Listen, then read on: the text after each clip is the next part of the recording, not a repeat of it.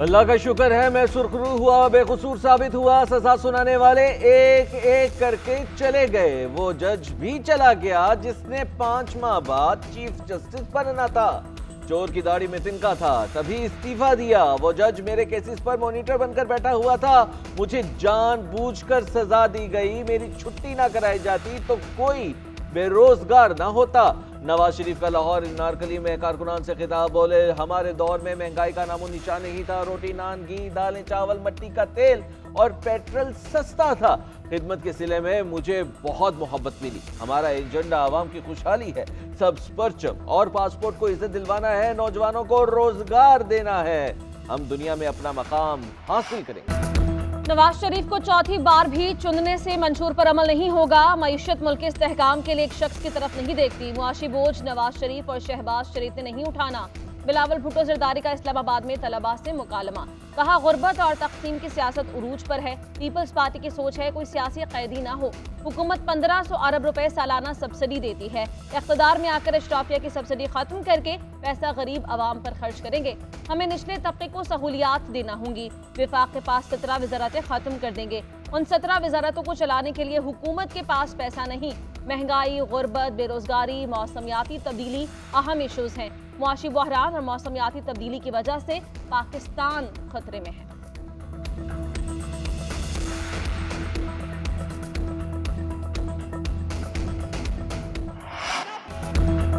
हम 28 मई वाले और वो 9 मई वाले लोग हैं। 9 मई वालों को इस बार पाकिस्तान से उठाकर बाहर फेंक देना है।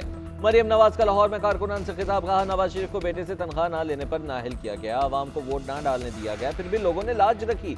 नवाज शरीफ ने आवाम के लिए दुख उठाया। आज भी वो मुल्क को बहरान से निकालना चाहते हैं। उनके पास दिखाने के लिए ना कोई कारकर्दगी है।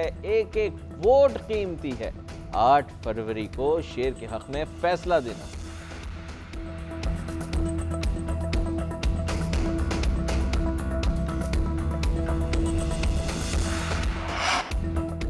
9 मई का अंधेरा 9 फरवरी को छट जाएगा। आप 8 फरवरी को शेर को कामयाब करवाएं। मसाइल का हल सिर्फ नवाज शरीफ के पास है। शहबाज शरीफ का राजनपुर में जलसा-ए-आम से खिताब, कहा हमने जुनूबी पंजाब में सेहत मराकज कायम किए और दानिश स्कूल बनाए। हमारी हुकूमत रहती तो जुनूबी पंजाब की तकदीर बदल जाती। साबिक हुकूमत ने पंजाब का वजीर आला उसे बनाया जिसे कोई परवाह नहीं थी। जब सैलाब आया तो राजनपुर के आवाम की खिदमत के लिए सबसे पहले पहुंचा।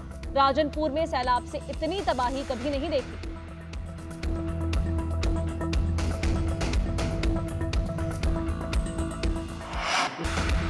पाकिस्तान ईरान सरहद पर तीसरा मुल्क दहशतगर्दों को मदद फराहम कर रहा है। ईरान और पाकिस्तान दहशतगर्दों को किसी किस्म का कोई मौका नहीं देंगे।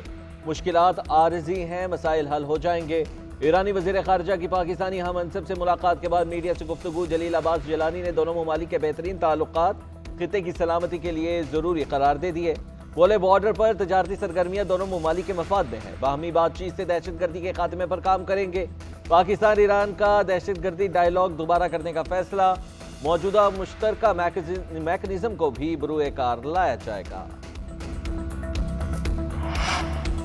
काला धन रखने वालों के लिए बुरी खबर, स्टेट बैंक के तमाम मालियत के नए नोट लाने का फैसला। मुल्क में जाली नोटों की शिकायत बढ़ने के बाद नए नोट लाने का फैसला किया गया। गवर्नर स्टेट बैंक कहते हैं नए नोटों के डिजाइन का फ्रेमवर्क शुरू हो गया है।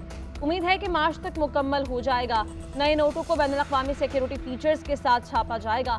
नोटों के नए सीरियल नंबर्स, डिजाइन और हाई सिक्योरिटी फीचर्स के साथ मुतारिफ किया जाएगा।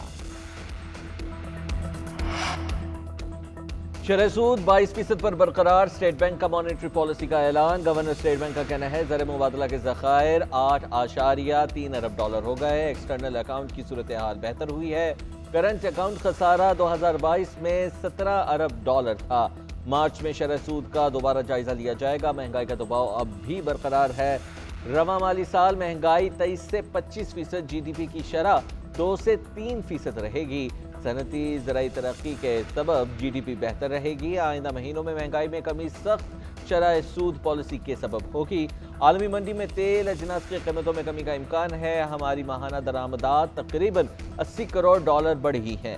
हमारा मॉनेटरी पॉलिसी का रुझान सख्त रहेगा। हमारी तरफ से IMF से मॉनेटरी पॉलिसी का कोई लेवल तयशुदा नहीं होता। जमहूरियत को बचाने के लिए हम अपने हिस्से की कुर्बानी दे चुके हैं। शोहदा की कीमत पर हम इलेक्शन में हिस्सा नहीं ले सकते। आखिरी 10 दिन में यही होना है तो बता दें ताकि फैसला कर लें। खालिद मकबूल सदीकी की मीडिया से गुफ्तगू कहते हैं, साथियों की लाशें उठाएं और मुश्तइल भी ना हो। क्या लाशें उठाने के बाद मुश्तइल होने पर हम पर गोलियां चलाओगे? इंतजामी की जिम्मेदारी है कि कातिलों को पकड़ा जाए। मुस्तफ़ा कमाल ने कहा, रियासत हमें इजाजत दे तो पीपल्स पार्टी आधे घंटे का मसला भी नहीं। आखिरी मरतबा कह रहा हूँ, साथियों को खिराश नहीं आने दूंगा। पीपल्स पार्टी पर इंतखाबी दफ्तर पर हमले का इल्जाम डॉक्टर आसिम को जिम्मेदार ठहराया। कहते हैं डॉक्टर आसिम को शहर पर कब्जा करने का टास्क दिया गया है। ये शख्स कातिल है, इसके खिलाफ FIR काटी जाए।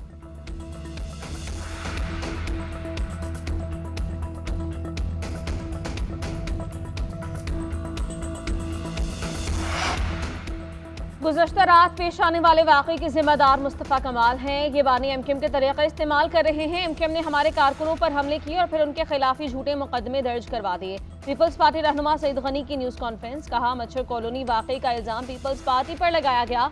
बाद में पता चला कि वो ANP का था। जो शख्स इंतकाल कर गया उसका ताल्लुक MKM से था, ना पीपल्स पार्टी से। हमारे झंडे जलाए, घरों पर हमले किए गए, ये MKM की रिवायत है। अफसोसनाक बात यह है कि पुलिस वहां मौजूद थी मगर हालात को कंट्रोल ना कर सकी। मुस्तफ़ा कमाल खुलेआम धमकियां दे रहे हैं।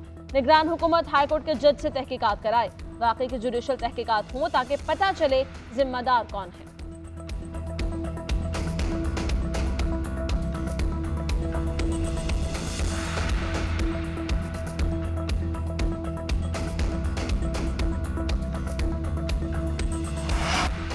गलत फहमी पैदा की गई कि अदलिया पार्लियामेंट के उमूर में मुदाखलत नहीं कर सकती। जहां आईनी खिलाफ वर्जी होगी वहां सुप्रीम कोर्ट पार्लियामेंट का मामला देख सकती है। जस्टिस जमाल खान मंदुखेल के डिप्टी स्पीकर रूलिंग केस में दौरान समाअत रिमार्क्स।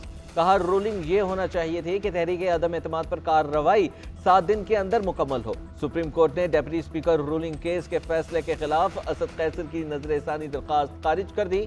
बानी चेयरमैन PTI ने नजरसानी दरखास्त वापस ले ली। जस्टिस मुनीब अख्तर ने रिमार्क्स किए, तसल्ली रखें, डिप्टी स्पीकर रूलिंग फैसला स्पीकर या डिप्टी स्पीकर की जात के खिलाफ नहीं है।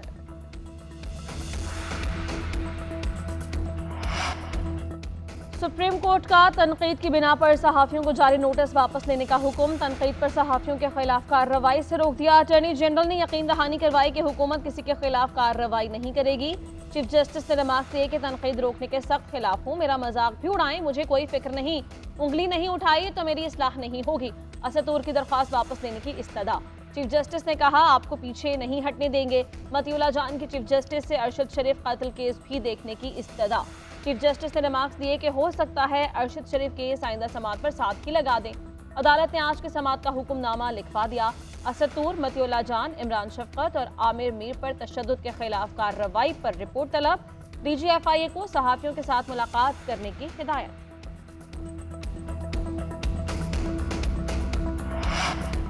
सुप्रीम कोर्ट में फौजी अदालतों में सिविलियंस के ट्रायल पर इंट्रा कोर्ट अपीलों पर समाअत। फौजी अदालतों के केस की समाअत करने वाला बेंच टूट गया। जवाद S ख्वाजा के वकील ने बेंच पर एतराज उठाया। जस्टिस सरदार तारिक मसूद ने खुद को बेंच से अलग कर लिया। अदालत ने नए बेंच की तश्कील के लिए मामला जजेस कमेटी को भिजवा दिया। फौजी अदालतों में सिविलियंस के ट्रायल को कलअदम करार देने का फैसला मुअत्तर रहेगा। 3 रुकनी जजेस कमेटी इंट्रा कोर्ट अपीलों पर समाअत के लिए नया लार्जर बेंच तश्कील देगी।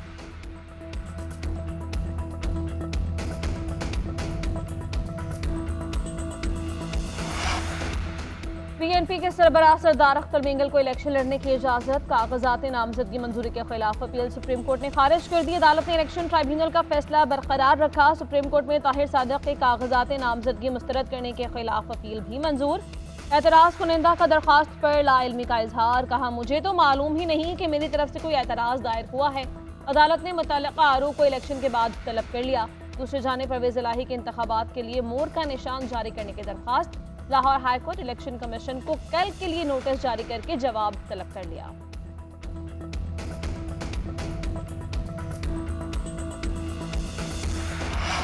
साजिश के तहत नवाज शरीफ की हुकूमत खत्म की गई। जिस शख्स को मुसल्लत किया गया उसने नफरत को फरोग दिया, मुल्क को बदहाली का शिकार किया। सोशल मीडिया पर इदारों की हरजा सराई की गई। साबिक वज़ीर दाखिला राना सनाउल्लाह का फैसलाबाद में खिताब, बोले मुल्क महंगाई के अज़ाब में मुब्तला है, आम आदमी की जिंदगी बहुत मुश्किल है, मुल्क के मसाइल के हल के लिए नफरतों का खात्मा करना होगा। मुस्लिम लीग आवाम हिमायत से मरकज और पंजाब में हुकूमत बनाएगी।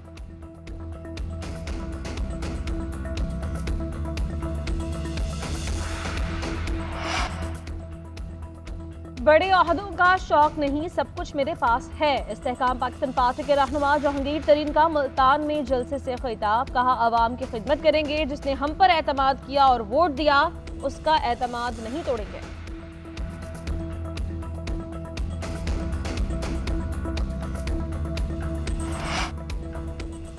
सनम जावेद की मुश्किलात बरकरार, एक मुकदमे में जमानत तो दूसरे में फिर गिरफ्तार। मुस्लिम लीग नून का दफ्तर जलाने के केस में एटीसी ने जमानत दी, पुलिस ने थाना शादमान जलाने के केस में गिरफ्तार कर लिया। अदालत का सनम जावेद को जुडिशल रिमांड पर जेल भेजने का हुक्म, पुलिस की तरफ से जिस्मानी रिमांड की इस्तदा मुस्तरद। इंसदाद दहशतगर्दी के जज नवीद इकबाल ने फैसला सुनाया। उधर सनम जावेद का इलेक्शन न लड़ने का फैसला, फलक जावेद ने ट्वीट किया कि शहजाद फारूक की इलेक्शन मुहिम सनम की मुहिम समझकर चलाएंगे।